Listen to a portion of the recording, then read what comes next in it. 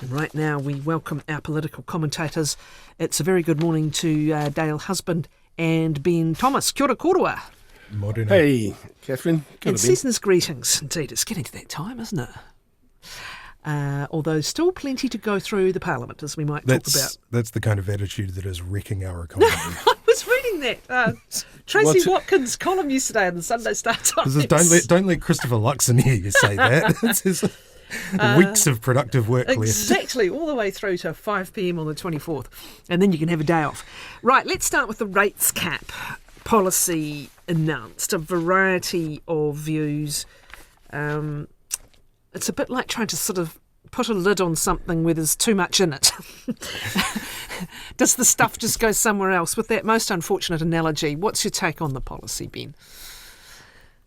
The rates cap policy. It's certainly of a piece and consistent with what National has been doing in government, which is, one, trying to reduce the discretion and the sort of autonomy or the range of options, I suppose, that councils have when it comes to spending money in order to kind of keep rates down.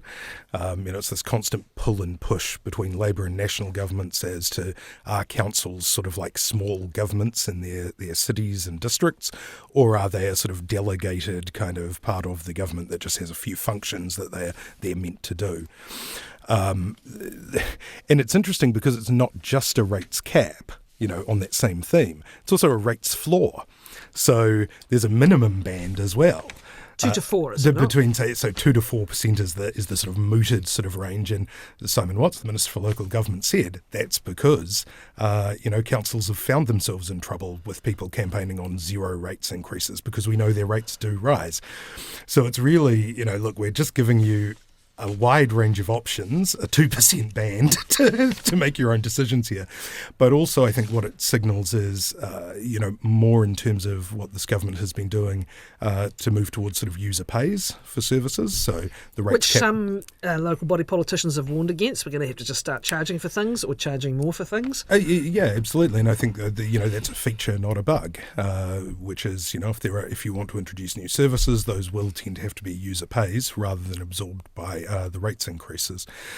And of course, it is this sort of, slow diminishment of local government and its broad powers, which we saw under the previous government as well. And I think is just a recognition that you do need sort of scale in terms of the amalgamation of smaller governments. 2029 this happens. I'll come to you in just a moment, Dale, but I just want to make this other point first. The other thing is, we were just talking to Tom Hunt. A lot of places outside of Tāmaki Makaurau are about to get water rates for the first time. And of course we know this is the big infrastructure expenditure that local government is facing. Estimated it's over hundreds of billions of dollars over 30 years.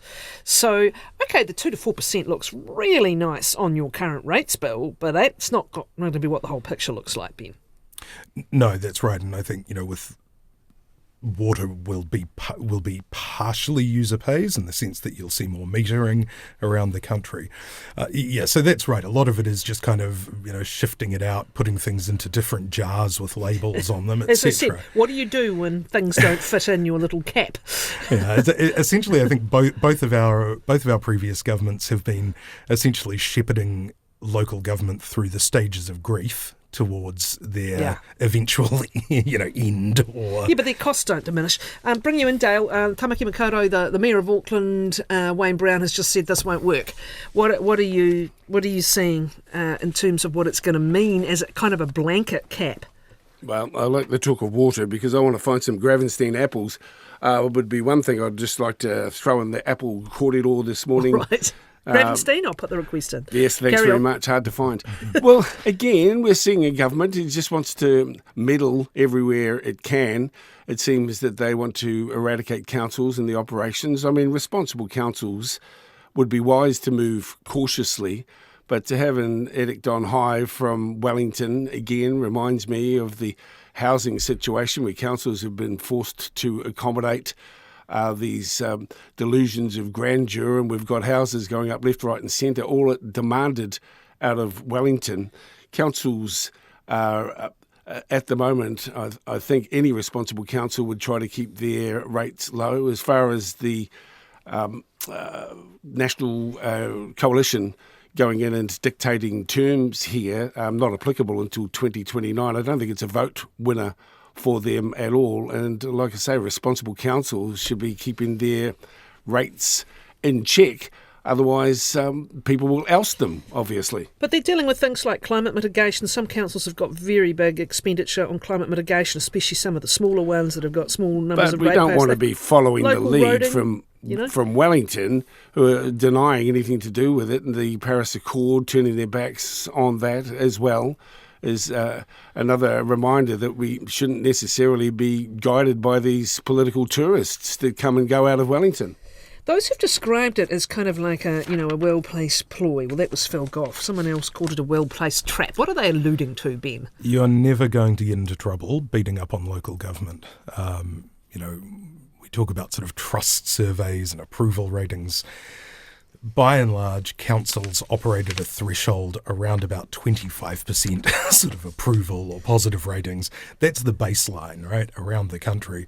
When you have a council that seemed to be performing poorly, as Wellington's was, in the last term, rightly or wrongly, that was the perception, it gets down into the teens. And we even saw that when Chris Hipkins was asked about the rates cap policy. Now, he would probably agree that this is, going to be going to make it pretty difficult for these councils to really properly plan for and spend on infrastructure, but he wouldn't go as far as saying, no, we'll get rid of it.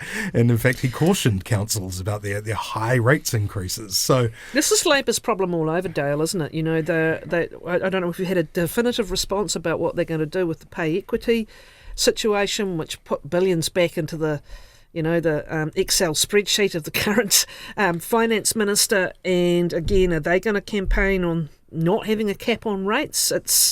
They're just holding off, waiting for the coalition to implode. And they are. People are getting jack of the way that they're handling issues. Certainly from Tau Māori, frustration is at an all-time high. If you look at working class people too, they just recognise that the coalition are going forward with an arrogance we haven't witnessed before. So Labour are just sitting on, in the wings and watching support for the coalition slowly subsiding. And one thing, the frustration that many New Zealanders have felt with the way that they've carried themselves in this term, the only mitigating factor is every day we get a bit closer to an opportunity to have our say once again, and perhaps there'll be a significant change. But Labour, I've been a bit disappointed. They haven't come out and said, listen, we'll repeal this. We're not following that. I mean, even Winston came out and said he'd repeal the regulatory standards bill. I'm looking for some bravery from Chris and his team as well, that's Hipkins, to do likewise. Why are you laughing, Ben? Well, no, just you're allowed to. I don't know that. I don't know that Winston Peters would necessarily be the lead that Chris Hipkins should be following. But he might need him, Ben. But look, there is certainly a developing scenario, I think, and I think it was the beginning of the year I was on this show, and there was a discussion about should Labour be releasing more policy and crafting more of a narrative. And I think at that point I said, well, you don't get between a government and its problems. And that's actually been borne out pretty well. Currently the largest single party in polling terms consistently. What was it? Talbot Mills had them at 38% or something, which seems like a bit of an outlier, but and they will need to sort of refine those policies and actually take a stand on something before the election. But they would be pretty happy right now just sort of standing out and observing. Tomorrow we've got the RMA reforms likely released, or certainly in the next day or two, Dale. And this again is this we're expecting National have been talking about two acts. The National Built Environments Act and a Planning Act, I think. Oh, goodness, help me out with the names. Natural Environments and Planning. And Planning Act, yeah. Again, is Labour going to have to take a stance on this, or is it just going to take another wait and see on this? We do need to see what's proposed, but what is anticipated, I don't know if you heard Geoffrey Palmer this morning, is yet more kind of streamlining potentially, and fewer layers, fewer hurdles, fewer hoops for developers. But again, might Labour just keep its powder dry? Well, I think that's exactly what they're doing at the moment too, and it's proving to be a pretty good strategy for them. They don't need to say very much at all. So, Chris Hipkins no doubt will come out with some firmer policies in the new year. Barbara Edmonds is poised to come out with some fiscal commentary as well. But no, at the moment, I think they're playing from the age-old political copybook, and as Ben touched on, just sort of sit back and watch the other side fall to pieces. Is there some back-channeling going on, do we think? Has it begun yet? It was David Seymour who a week ago pounced on a statement that Winston Peters made. It was when he said he would repeal the regulatory reform legislation, and said, he's getting ready for Labour. And there's been a few indications that some back-channeling might have started. We do expect Mr Peters to leave himself with options going to the election, don't we? I wouldn't necessarily say that back channels are happening. Look, the New Zealand First Caucus, guys like Winston Peters, Shane Jones, the Chief of Staff, Derek Paul, look, they're very popular amongst their colleagues. They have a lot of friends. They talk to a lot of people. And so I certainly don't think that there is anything along the lines of, would you be interested in coming to the coalition? That's how it works. Nothing like that. But they are, of course, they're maintaining their relationships, which already exist across Parliament. And, I think just in a general sort of civility sense, that's a good idea for our Parliament. It would be pretty sad if people were sort of ignoring each other in the hallways and couldn't have a beer together anymore. So no, I think this talk of sort of back channels is overstated. Is overstated. Now to Pāti Māori, a week, goodness me. The legal challenge was brought by Mariameno Kapa-Kingi, and it was successful. Mariameno, it was successful. And is she now, in the interim, reinstated into the party? I think the AGM's coming. Your reporting's been leading this all the way, Dale. Can you catch us up? Every day there's something new. Yeah, and maybe not. I mean, you could see the AGM over the weekend yesterday. In fact, it's pretty bland. Nothing much seemed to happen, although many were expecting blood on the floor. Yes, you'll have some senior Māori figures saying it's about unity and kotahitanga, which it is, and discipline is so paramount within the political parties and the way that they operate. And when you lose that discipline, you can get your issues tossed out into mainstream press in ways you never anticipated. Again, these are opinions and accusations that have been tabled predominantly through social media, which resulted in this call for Tamiheda's resignation. Of course he's not going to resign. John's been around a long time, and he's a polarising figure, yes, but he's also very experienced, and no one can deny that he's helped to shepherd this party to the 6 seats that they had going into Parliament. And this 2 month sit down until February the 2nd, frustratingly long, but bearing in mind the whole nation really sort of sits back for a cup of tea and a lie down through the summer. It just seems that it's some wasted time. I think that Māori voters might see this one through.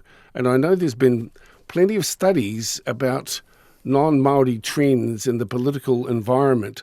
I don't think that we have as clear a handle on Māori voters' ways as we need to foresee or to predict what their reaction might be. We're used to aunties and uncles having scraps over land. It's been going on forever. And then they sit back, have a hug and a cup of tea. And that might be what pans out here as well. What of the prospect, because there were 3 MPs around whom there were now, there appeared to have been this split, right? There was a question around whether Orangi Kaipara, for example, might be more inclined towards Tākuta Ferris and Mariameno Kapa-Kingi's position than otherwise. That's pretty speculative, though, isn't it? Somebody's seen a photograph and assumed that somebody's jumping ship. Yeah. I think the Tamaki Makaurau Electorate Committee did abstain on one of the National Council votes, though. That was in the I guess, Dale, so. How are they going to go from here? Is there some sort of a talk of a reset or a reconciliation, or is it beyond that? Like, how are things going to present next year? Well, after the video that Tākuta put together, I can't see him getting back into the fold, but there might be some room for Mariameno to resolve their hara. As I say, it's been very destabilising for the party and for their supporter base. that this is played out so publicly, but best to get it cleared out before we go into the solid campaigning of 26. Okay. Sorry, I just want to correct myself. It was the Hodaki Electorate Committee, not Tākuta. Indeed, Please indeed. wipe No, it from memory. That is significant, indeed. All right. Now, look, you alluded to the climate policies earlier, Dale, and it's just been one after the other this year. And what was interesting about last week was the Finance Minister's appearance in so-called Scrutiny Week, where she effectively all but virtually confirmed the government won't be paying up for billions for missed Paris targets. How did you interpret a bit of wriggle room there, Ben, or how did you interpret that appearance? Well, people say that there's that the minister left herself some wiggle room. It was pretty by kind of saying, well, but we will still try and meet the targets. Yeah. I mean, this is an area where New Zealand and climate ministers have exercised what you might call strategic ambiguity. So just to be clear, we've got 2030 interim targets, 2035 interim targets. As I understand it, it's not like there's suddenly a multi-billion-dollar bill you pay at 2030. You have to show that you are best endeavours seriously pursuing what you've committed to. And if you miss, the implication is you will compensate with buying credits overseas for things that are actually happening to decarbonise overseas. So it's never been in the Treasury books, for example, as a liability, but no one's ever actually come out and said we're not going to pay it till now. No, that's right, and because you want to let it be known that you are making your best endeavours to meet your targets. But this is this isn't ambiguity now. When you look at what's happened to the policy program, no, I think that's pretty straight. It's pretty straightforward if you just say I'm not paying. If you went to a restaurant and said, "Look, I'm." But also, I'm if you're going to turn around and say, that wouldn't work, would it? If you turn around and say we're still endeavouring to meet the targets, but every policy that you're doing is taking it back the other way. Yeah, I think it becomes a harder and harder narrative to maintain. Look. There's a chance that this is strategic to try and sort of reel in, as we were talking about, Labour not taking a lot of concrete positions right now, challenging Labour, saying, well, will you send $4 to $28 billion overseas in the next 5 to 10 years for carbon offsets? Ask them to put their stake in the ground on that in what will be a sort of cost of living fiscal responsibility election.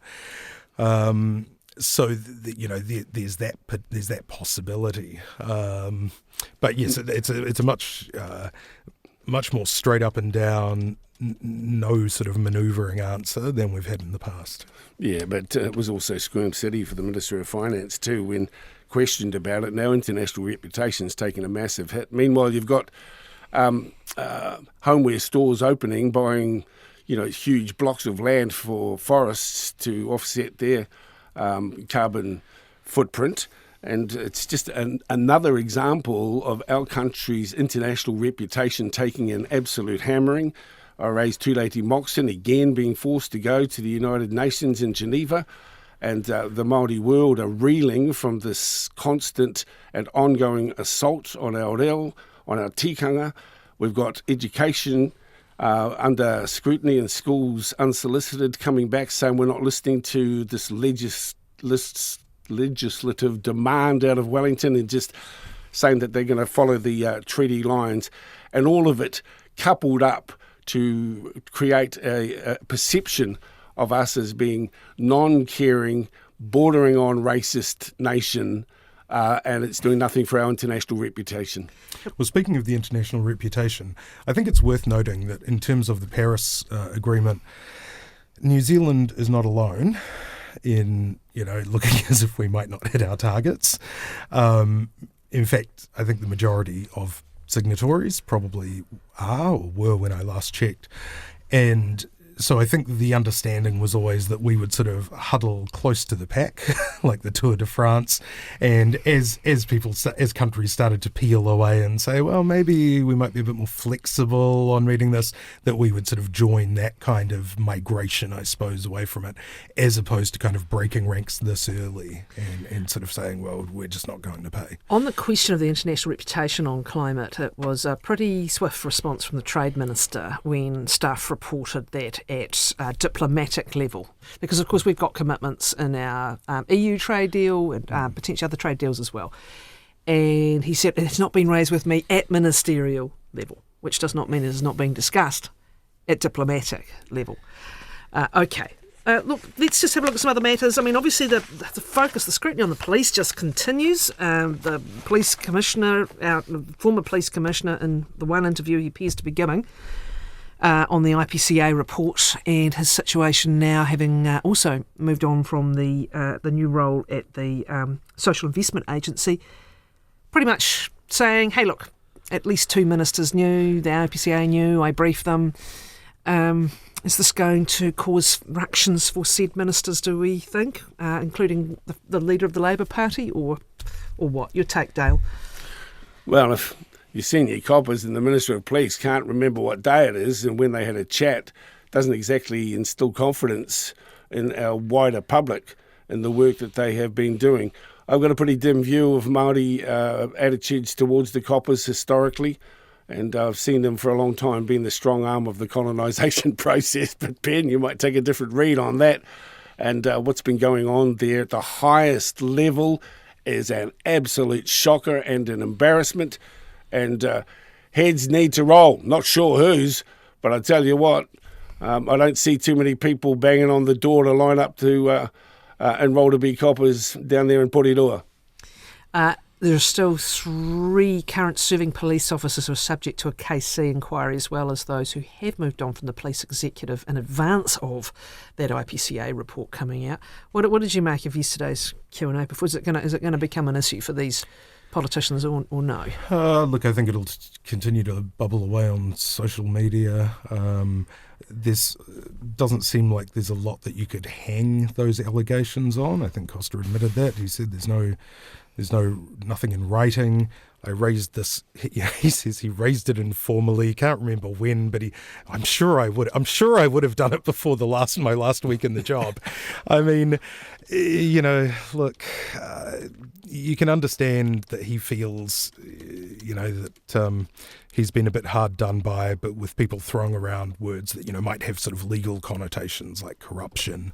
There's no doubt there was a full court press, in the IPCA, and if you want to talk about what's the word, sort of cooperating, it was that first media conference. Everybody came out and full court press to shed it home to him. Yeah, at the same time, the failures that were identified in that IPCA report were not the sort of thing where you cooperate with the person and give them a soft landing and shuffle them off to another high-paid government job to see out the rest of their career. I mean, he couldn't expect that. He even in his, even in these big revelations that were meant to sort of, throw fire back at Mitchell and Hipkins, he said, I raised it informally. I was chatting about it in the back of a car. Well, what does that mean? That just shows he was never taking it seriously, which is the real problem. Okay. And why are you raising it if you're not either investigating or ensuring that someone at some point had investigated the substantive allegations? It's just should it ever have been a matter of your personal judgment? These are questions we might have asked. The invitation remains open. Just finally, the government's book still heading backwards, I think, in the latest drop of what the numbers were a week or so ago. And the big one is the Haifew, was it the Haifew or was it the Christmas one? What do they call that? The Defu, is it? December. No, this is the Haifew. The Haifew and the budget. Yeah. No. Yes. The books.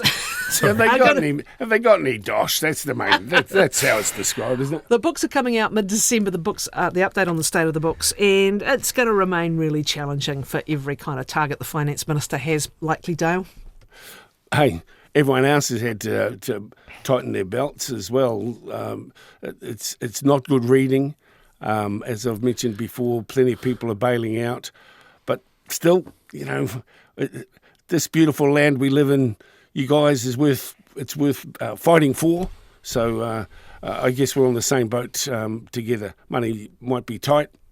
We just got to pull our heads in and sort of hunker down and sort of work our way collectively through it. But certainly it's such a precious land we live in that it's worth the struggle. That sounds like a preview of the finance minister's speech. She's In a taking couple of notes, weeks' Dale. time. He's taking notes. Don't look at the books. I think that That's a lovely thought, by the way, Dale. Thank you. But, yeah. and you have actually seen a bit of a change of messaging from the government, where they have sort of, gone back to that sort of, batten down the hatches. Things are tight, but we do have to sort of, all pull together and work through it without a sugar hit. Which is messaging that probably would have served them a bit better earlier. Look, what were we, $700 million down on projected revenue in the last financial statements that came out for this year. Remember, we were projected to be back in surplus on the new Obergall X measure by the end of the 28-29 year, and that's projected in at budget time to be $200 million. So that's already basically right on the knife edge in terms of the projection. So it looks like the budget surplus basically is sort of receding into the horizon at all points. Right. I think everybody's going to enjoy a Christmas break. You don't get much, actually, to be fair to the politicians. It doesn't last that long for them. But certainly it has been another challenging and interesting year. Dale, thanks for all your time this year. Thank you, Kathryn. And you too, Ben. I want to wish you both all the best over the summer, and all the best for the new year. Catch up next Ngā week. mihi nui. Ben Thomas, thanks to you also.